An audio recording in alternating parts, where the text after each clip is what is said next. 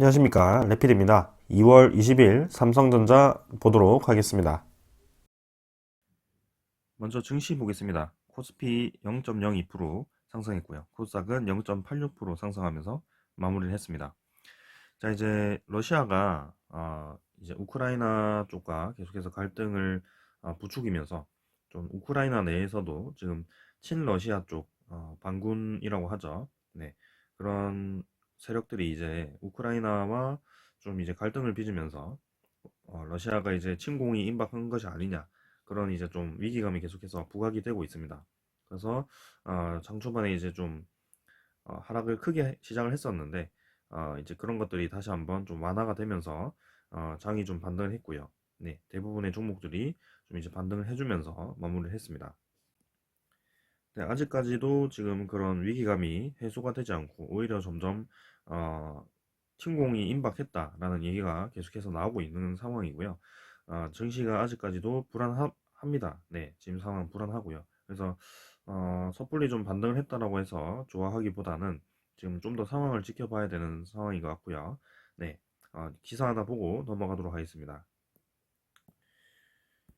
러시아가 계속해서 이제 좀 이 우크라이나 쪽을 침공하기 위한 준비 정황이 좀 드러나고 있다고 합니다. 그래서 미국 바이든 대통령이 계속해서 공식적으로 지금 그 사실을 알리고 있는 상황이고요. 유럽 정상 국가들에게 좀 얘기를 하고 그다음에 NSC 소집까지 하면서 네, 언제든지 공격을 할 수도 있다라고 이렇게 얘기를 하고 있습니다. 그래서 우크라이나와 서방국의 신속한 행동을 촉구를 하고 있고요. 지금 그 와중에도 어, 계속해서 이제 침공을 했을 때 받을 수 있는 그런 압박감, 그죠? 네, 제재를 할 수 있다라는 것을 계속 강조를 하고 있습니다. 근데 러시아 쪽에서 이제 진짜 의중이 뭔지는 모르겠지만 계속해서 이제 병력을 철수를 하는 척하면서 오히려 더 늘리는 방향으로 진행이 되고 있다라고 하고요. 그다음에 실제로 이제 우크라이나 수도 위쪽에 있는 그 벨라루스 쪽이죠. 벨라루스 쪽을 통해서 침공을 계획을 하는 것인지 그 우크라이나로 향하는 다리를 하나를 만들었다라고 합니다. 교량을 하나 만들었다고 하고요. 그다음에 그 주변에 이제 그 야전 병원이라고 하죠. 전쟁이 일어났을 때 부상자들을 치료할 수 있는 임시 병원을 또 이제 건설을 진행을 하고 있다라고 합니다. 그래서 그런 정황들을 이제 미국에서 포착을 하고 이렇게 침공을 임박했다라고 얘기를 하는 것 같고요. 실제로 이제 대규모 전면전보다도 좀 신속하고 빠르게 부분적으로 좀 이 우크라이나를 크림반도 병합대처럼 진행을 할 수도 있다라고 많이 평가를 하고 있는 것 같아요. 그래서 지금은 아직까지도 많이 불안한 그런 모습이고요.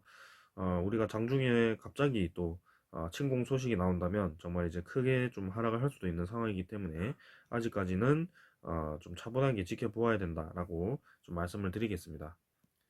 그래서 이제 금리 인상도 어느 정도 기정사실화가 되었고 금리 인상에 대한 얘기가 나오더라도 시장이 조금 이제 체력이 길러져 가지고 이제 더 이상 크게 하락하지 않는 구간까지 왔는데 또 이제 전쟁 위기감으로 인해서 좀 많이 들락날락하는 모습을 보고 좀 아쉽긴 합니다. 그래서 조금만 더 지켜보도록 하고요. 일단은 저점 라인은 점점 높이면서 그래도 코스피 자체가 크게 더 떨어지기보다는 좀 힘을 받쳐주는 모습인데 여기서 이제 좀 올라가는 방향으로 갈지 전쟁 위기감이 이제 이 러시아와 미국의 또 정상회담까지 계획이 되어 있다라고 하니까 그쪽에서 해결이 될 것인지 한번 지켜보도록 하겠습니다. 서로 이제 좀 이득을 보기 위해서 좀 굉장히 강하게 지금 밀어붙이고 있는 것 같은데 일단은 어느 하나도 지금 양보를 하고 있지는 않은 것 같습니다.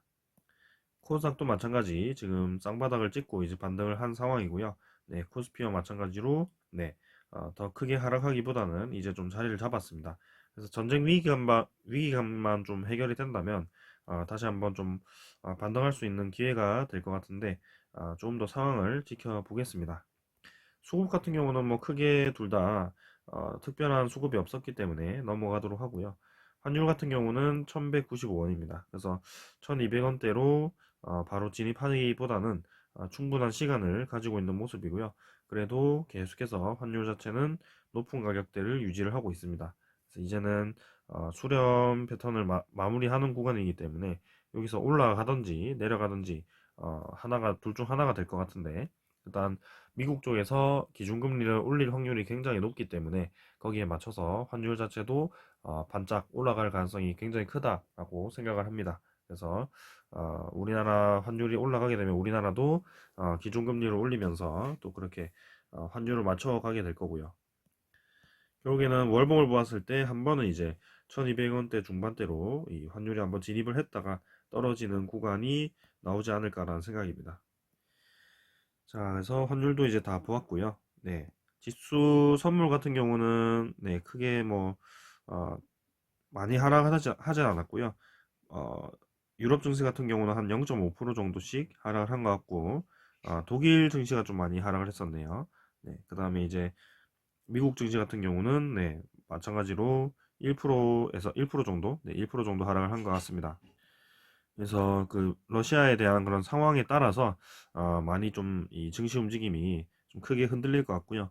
일단 미국 10년물 국채 금리는 2%대로 진입했다가 그래도 좀 조정을 받으면서 1.9%대로 좀 하락을 했습니다. 그래서 급하게 올라가는 듯 하면서도 좀 이제 속도 조절을 하고 있는 것 같고요.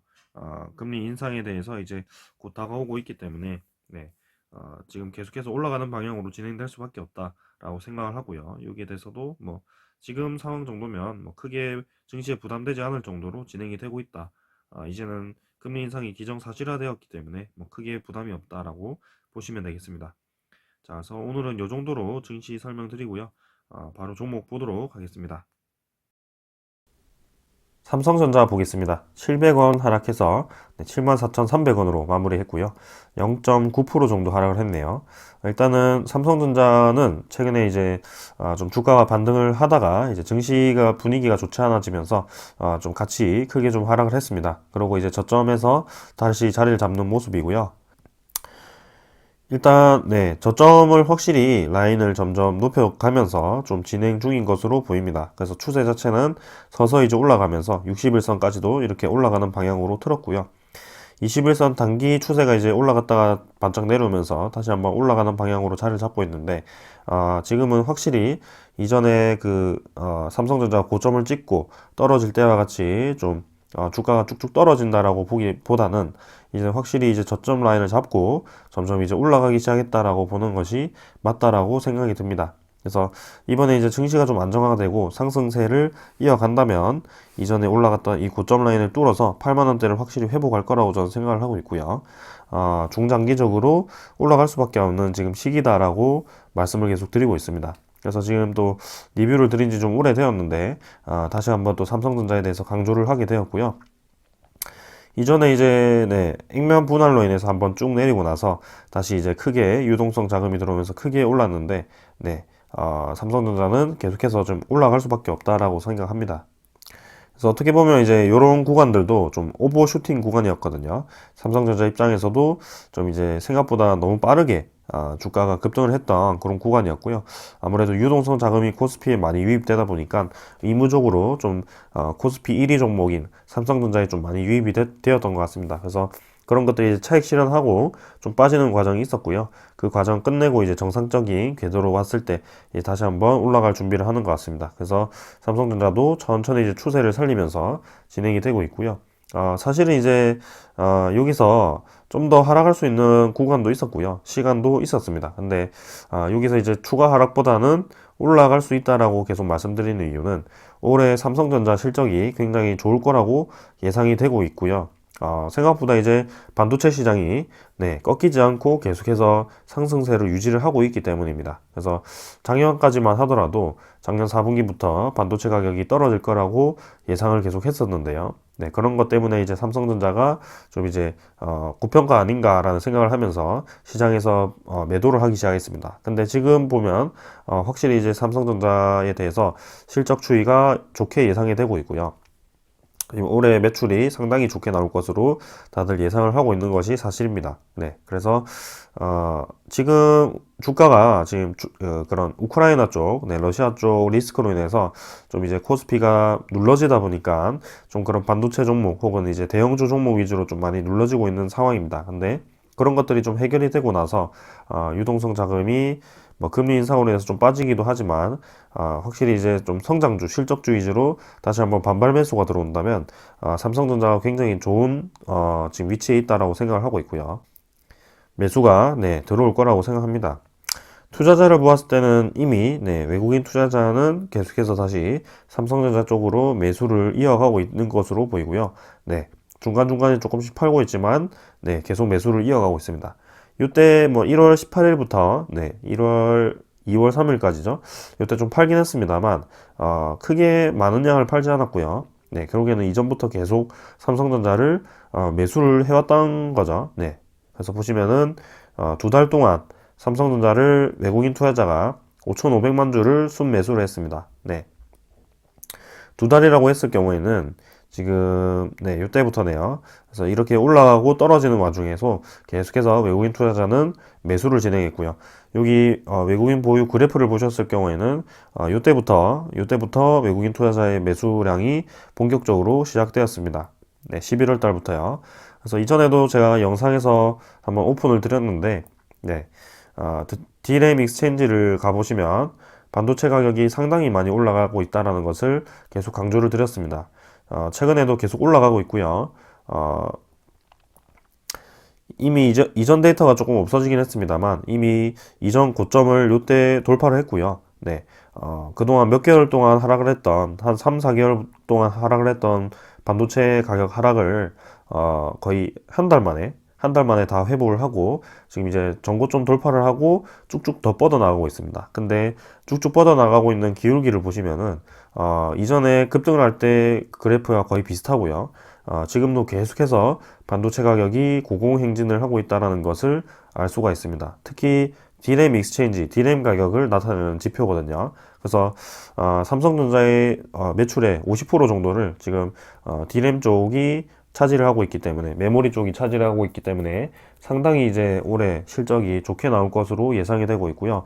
이런 서버 수요, 그죠? 서버 램 수요 이런 것들이 많기 때문에 그런 미국 쪽에 아마존이라든지 메타라든지 그런 서버 업체들이 상당히 이제 그런 메모리를 많이 매수를 하는 것 같아요. 지금 이제는 메타버스와 같은 그런 기술력들을 구현하기 위해서는 좀 고성능의 메모리들이 많이 필요하기 때문에 그런 것들을 서버들을 구축을 하는 것 같고요. 미리미리 이렇게 이제 반도체 시장이 살아나면서 계속해서 반도체 가격이 떨어지기보다는 오히려 이제 종고점을 돌파하면서 치고 나가는 상황이죠. 올해는 이제 메모리 반도체도 중요하지만 차량 반도체도 상당히 이제 중요할 것으로 보입니다. 이미 이제 전쟁이 시작되었고요. 3년 내에 100조 원, 100조 원 시대, 시장이 열리는 차량 반도체 경쟁이 가열되고 있다라고 이렇게 또 얘기가 나왔습니다. 여기서는 이제 뭐 올해 전 세계 시장의 반도체 시장이 성장이 둔화되는 가운데 차량용 반도체 시장은 두 자릿수의 높은 성장률을 이어가며 2025년까지 100조 원 규모로 커질 것으로 관측이 되었다라고 얘기가 나오고 있습니다. 그동안 이제 코로나로 인해서 좀 차량 반도체 수급에 상당히 이제 타격을 받았었고요. 그 다음에 전기차로 이제 전환이 되고 그 다음에 차량 쪽에 좀 자율주행과 같은 그런 고성능 옵션이 추가되다 보니까 자동차 한 대에 들어가는 차량 반도체 수가 늘어나다 보니까 이게 수요가 감당이 안 돼가지고 그게 많이 공급에 차질이 있었죠. 그래서 TSMC와 같은 그런 기업들이 이전에 받지 못했던 그런 스포트라이트를 받으면서 굉장히 이제 돈을 많이 벌게 되었고요. 차량용 반도체에 대해서 시장 파이가 너무 커지다 보니까 삼성전자 같은 그런 업체들이 다시 한번 크게 투자를 하면서 또 이제 본격적으로 경쟁을 하기 시작했습니다. 1위는 단연 TSMC고요. 한 50% 정도 차지를 하고 있고 2위는 삼성전자 한 20%대 차지를 하고 있습니다. 그래서 시장 규모로 보았을 때는 사실 아직까지도 메모리 시장이 크지만 지금 성장률 입장에서는 자동차 시장이 자동차 반도체 쪽이 차량 반도체 쪽이 훨씬 크기 때문에 시장이 진입을 노리고 있는 기업들이 많고요. 이렇게 인텔 쪽에서도 차량용 반도체 파운드리 사업을 진출을 선언을 했다라고 하죠. 그 다음에 삼성전자도 차량용 반도체 시스템 반도체 제품을 잇따라 선보이면서 존재감을 높이고 있고요. 그래서 이 차량용 반도체 시장이 삼성전자에서는 성장성이 될 수도 있고요. 오히려 이제 성장성이 꺾이는 그런 시장일 수도 있습니다. 지금 이제 경쟁자들이 본격적으로 끼어들고 있기 때문에 기존 이 시장 점유율을 계속 유지를 할 것인지 더 성장을 할 것인지 아니면 다른 업체에 밀려서 좀 줄어들 것인지 그런 것들도 상당히 이제 중요하게 봐야 될 것 같고요. 그래서 여기 보시면은 인텔이 이제 137조 시장을 차량 반도체를 만든다라고 하죠. 그래서 삼성 TSMC에 이제 도전장을 내밀었다고 합니다. 아까 말씀드렸다시피 TSMC가 50% 정도, 삼성이 한 20% 정도를 차지하고 있다라고 말씀을 드렸고요. 여기 보시면은 이제 인텔이 자동차 시장을 진입을 하더라도 바로 뭐 그렇게 수익성이 나는 쪽을 투자를 하나 뭐 그런 것들을 보았을 때는 인텔 자동차 파운드리 전담 조직이 첨단 공정을 지향하고 있다는 부분을 고려를 해보았을 때는 인텔의 자동차 파운드리 진출 선언으로 글로벌 자동차 반도체 공급난을 해결하기보다는 미래 시장 선점을 하기 위해서 그런 목적을 가지고 있는 것으로 보인다라고 얘기를 하고 있습니다. 관계자가. 지금 이제 글로벌 공급난 반도체는 MCU라고 하죠. 이거는 이제 크게 어려운 반도체가 아닌 것 같고요. 그중 절반을 이제 TSMC가 이렇게 그 이상을 맡고 있고요. 그래서 인텔이 지금 투자를 하는 것은 첨단 반도체 쪽으로 MCU보다는 좀 더 첨단 쪽으로 투자를 하는 것 같습니다. 그래서 나중에 이제 차량 반도체가 좀 더 발전을 했을 때 그쪽을 선점을 하기 위해서 투자를 한다라고 이렇게 얘기가 나오고 있고요. 근데 이제 인텔이 또 기존 자동차 반도체 시장에도 적극성을 보이고 있다라고 합니다. 그래서 이스라엘 파운드리 업체인 타워 반도체를 인수를 하기로 했고요. 세계 7, 8위 파운드리 회사인 타워라고 하는데요. 자동차 무선 주파수, 뭐 센서 등과 전력 반도체, 이미지 센서 등을 만드는데 뭐 이거를 이제 인수를 하고 본격적으로 진출을 한다라고 하고요. 파운드리 생산 기반을 이제 미국 두 곳, 애리조나, 오하이오에 짓기로 하고 이제 유럽에도 추가 공장을 이제 구축을 한다라고 합니다. 그만큼 이제 삼성전자의 위협이 될 수 있는 그런 인텔이 또 이렇게 본격적으로 투자를 하고 진출을 진행한다라고 하죠. 그래서 또 거구가 이렇게 크게 진출하다 보니까 부담스럽지 않을 수가 없고요. 여기에 대해서 삼성전자가 어떻게 투자를 하고 어떻게 대응하느냐에 따라서 또 이제 성장성이 어떻게 되는지 또 바뀔 것 같습니다. 일단 아까 말씀드린 것처럼 지금 삼성전자의 매출 대부분은 그 디램 익스체인지, 디램 가격이죠. 메모리 가격에서 나오기 때문에 확실히 지금 메모리 가격은 많이 올라가고 있습니다. 거기에 따라서 올해 실적은 확실히 좋게 나올 것으로 예상이 되고 있고요. 그 다음에 반도체 시장이 이제 점점 살아나면서 다시 한번 반도체 슈퍼 사이클이라는 얘기가 나올 정도의 그런 이 매출이 나올 것 같습니다. 그래서 올해 한번 반등을 해서 시장이 안정화가 된다면 다시 한번 치고 나갈 가능성이 크고요. 그 다음에 앞으로의 삼성전자 성장성을 위해서는 차량용 반도체도 고려를 해야 되기 때문에 이제 인텔과 TSMC 그 사이를 두고 어떻게 이제 또 경쟁을 이루어 나갈 건지 그런 것들도 좀 관심 있게 지켜보는 것이 좋을 것 같습니다. 자, 아무튼 지금은 저점을 다지고 천천히 올라가고 있는 모습이기 때문에 한번 위로 올라가는 모습을 지켜보도록 하겠습니다. 나머지 반도체 종목들도 마찬가지고요. 오늘은 이 정도로 하고 마무리하고요. 또 삼성전자 때가 되면 또 리뷰를 하도록 하겠습니다. 감사합니다.